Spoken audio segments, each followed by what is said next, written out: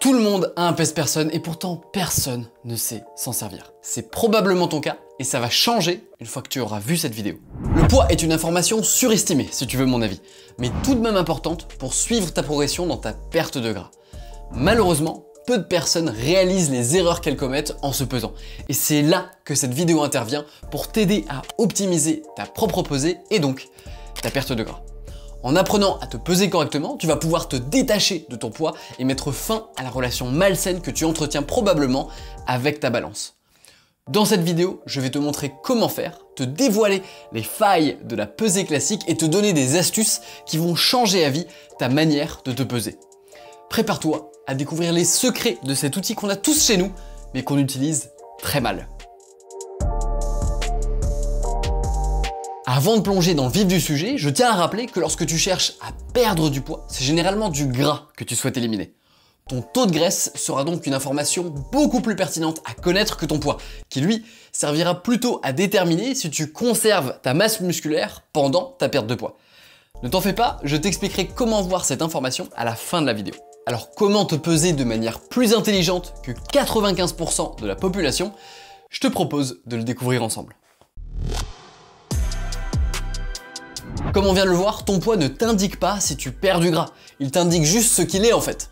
Le poids de ton corps à un instant T. Et dans ton corps, il y a plus ou moins de gras, c'est vrai, mais il y a aussi plus ou moins de masse musculaire. Il y a de la masse gastrique. La masse gastrique, c'est de la merde. Voilà, littéralement. De la nourriture en digestion qui sera ensuite évacuée aux toilettes. Il y a aussi de l'eau. Beaucoup d'eau qui va varier selon ton degré d'hydratation, ta consommation de sel, la teneur en glycogène de tes muscles, ton cycle menstruel, bref. Je vais pas tout expliquer en détail, mais en gros, il y a plein de facteurs qui font varier ton poids. Et pour une raison inconnue, la quasi-totalité de la population pense que toute variation de poids est due à de la graisse. Sauf que mesurer sa perte de gras uniquement avec son poids, c'est un peu comme essayer de deviner la météo en ne regardant que la température extérieure. Il y a d'autres éléments importants à prendre en compte pour avoir une vision complète et précise de la situation. Laisse-moi te montrer à quel point ça n'a aucun sens. Regarde, je te propose de faire une petite expérience.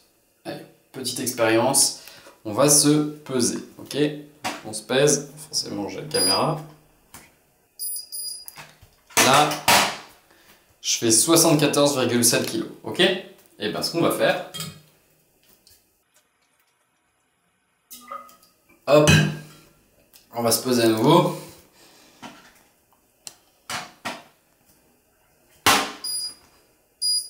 Maintenant je fais 75.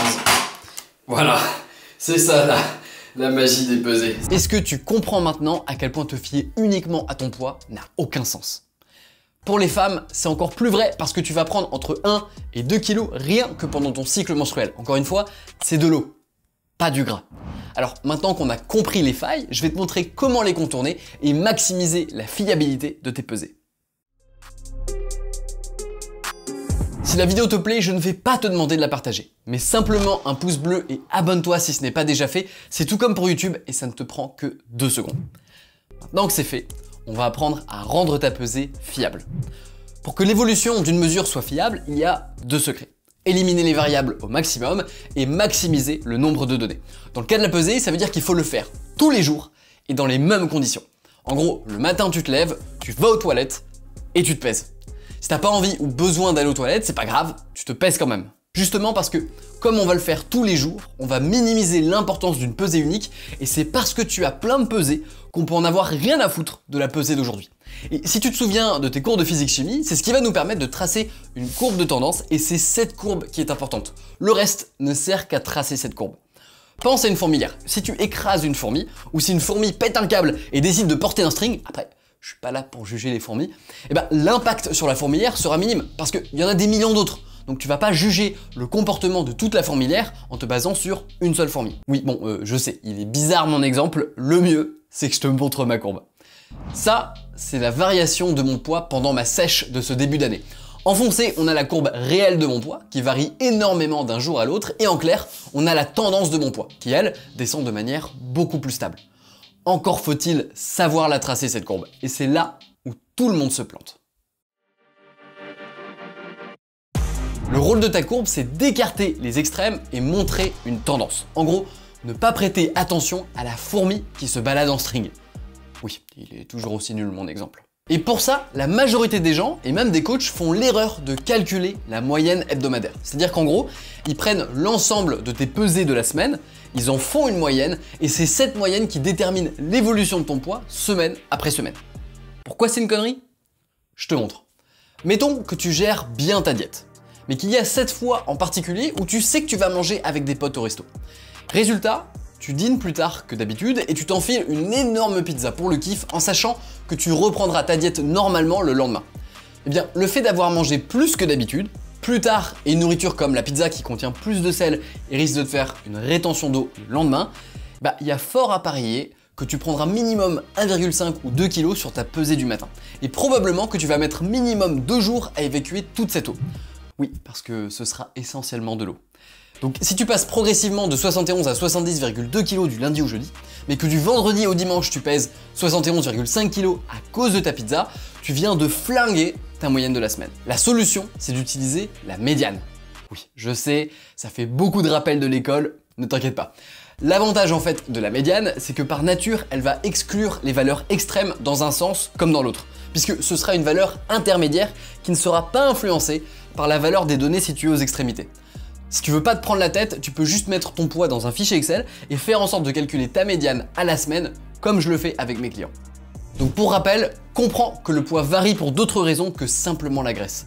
Pèse-toi tous les jours au réveil dans les mêmes conditions et fie-toi à la médiane et uniquement à la médiane de tes pesées de la semaine pour tirer des conclusions sur ton évolution.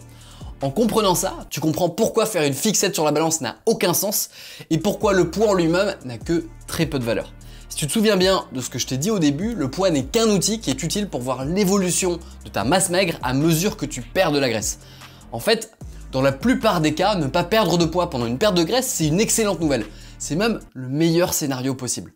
Le poids n'est donc pas indispensable et il est vraiment utile que si tu connais ton taux de graisse. Ça tombe bien, je te montre justement comment faire grâce à un outil que je t'offre dans la vidéo qui apparaît juste en dessous.